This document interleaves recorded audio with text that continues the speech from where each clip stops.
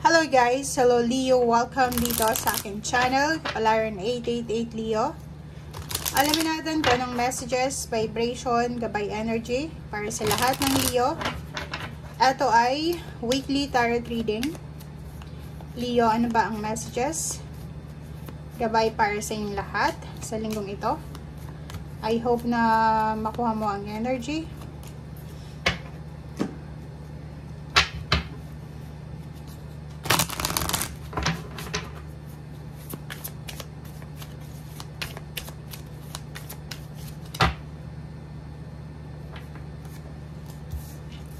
Wow, Leo.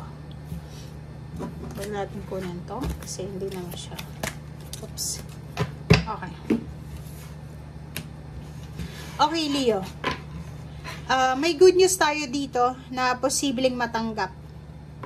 'Di ba? If you're nasa situation na ganito, like yung iba sa inyo kasi Leo, marami kayong hinihintay eh.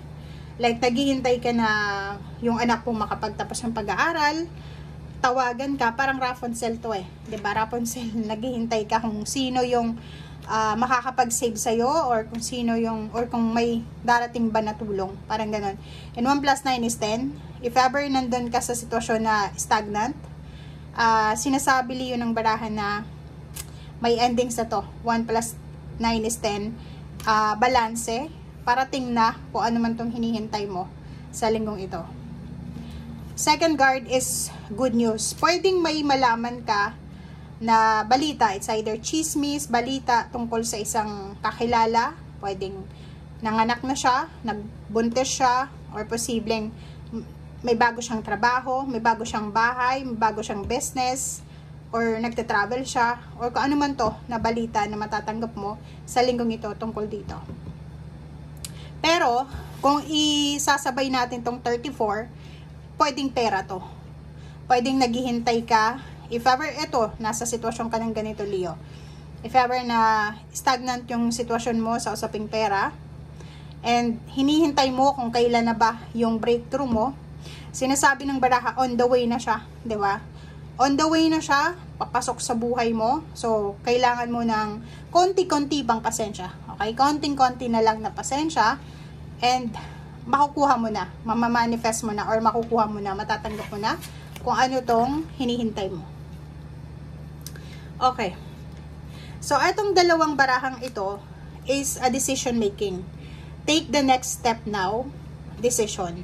So, kung makikita mo, sinasabi na posibleng isang decision making ang kailangan mong gawin or nakapag-decision ka na, Leo, sa linggong ito. Ano ba to? It's either tungkol to sa business na gagawin mo or tungkol to sa healthcare change na gagawin mo sa sarili mo. Especially yung mga Leo na masyadong nagpabaya sa kanilang sarili, physical. Like yung iba sa inyo dyan na bawal sa ganito ganyan, bawal sa pagkain, bawal sa sobrang stress, or kung ano pa man. And then, hindi nyo yun nasusunod. So, pwedeng sinasabi ng baraha sa'yo na nakapag-desisyon ka na sa linggong ito na mag-exercise, baguhin yung healthcare routine, or pwedeng gawin na kung ano yung nararapat para sa'yo.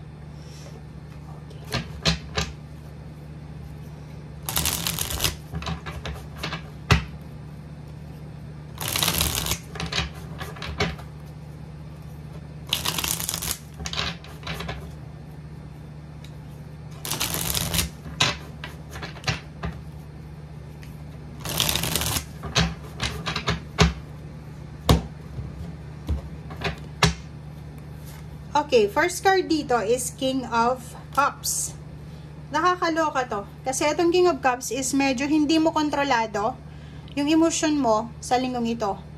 Ingat ka, mag-iingat ka kasi yun na nga, if ever na sobra-sobra yung stagnation mo sa usaping pera, natatagalan ka na eh. Sobra kang impatient. And lalo na dito, if may health problems ka or may mga nararamdaman ka, posibleng may irita ka. 'Di ba? Kung nasaan ka man ngayon, if ever may mga issues kayo sa pera or health, posibleng medyo irritated kayo or hindi kayo masyadong masaya. Parang ganon. But, sinasabi ng baraha sa'yo dito na may mga nakikita ka siguro sa paligid mo na pagbabago, or pwedeng may nakikita ka na posibleng nagbibigay or magbibigay sa'yo ng irritable. Okay? Pagka-irritable, parang ganon. And siguro dahil sa may nararamdaman ka, or medyo stagnant yung pakiramdam mo sa usaping pera, parang ang nakikita mo ngayon sa paligid mo is sobrang bad trip ka. Parang hindi mo nakikita na kailangan mo maging grateful, kailangan mo maging masaya, kailangan mo mag-focus sa kung ano man itong dapat mong gawin. And nakikita mo dito na parang ang iniisip mo, gusto mo na lang sumuko, 'di ba? Parang iniisip mo na ang tagal-tagal ko nang naghihintay sa trabahong 'yan, sa business na 'yan, sa offer na 'yan, pero until now wala pa din. So parang nakikita ko sir dito na i-give up mo na yung matagal mong hinihintay.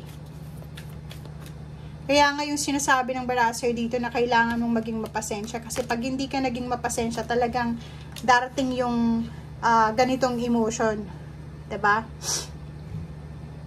Okay.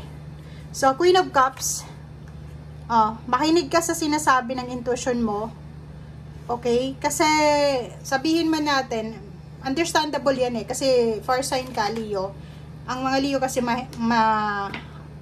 mabilis silang magdesisyon, mabilis silang magalit, mabilis silang ma-disappoint, mabilis uminit yung ulo nila, mabilis silang maging irritable. Like, dahil lang sa hindi nila maintindihan, may mga misunderstanding kung ano-ano nang sinasabi nila, 'di ba? So, comment down below if resonated ka dyan. Kung hindi naman, good for you.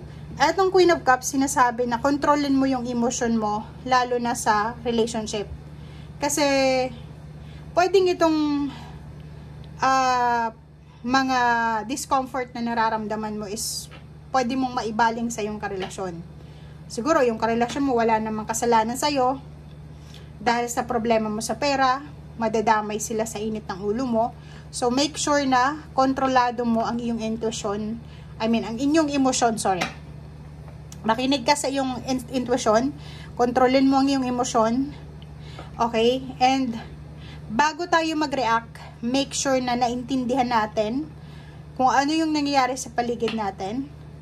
If may tao na feeling mo ginagawa kang, parang ginagalit ka, tinitrigger ka, pakinggan mo siya ng maayos. Huwag kang reply agad-agad nang hindi mo pinaproseso yung sinabi niya. Okay? And gawin mo is ipaulit mo. Like may narinig ka na isang salita, pinagsabihan ka na, alam mo Leo, ganyan ganito. Ipaulit mo. Ano yung sinabi mo?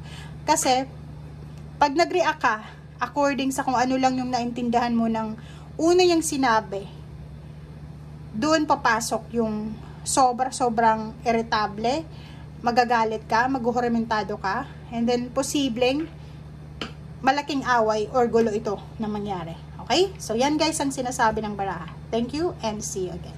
Bye!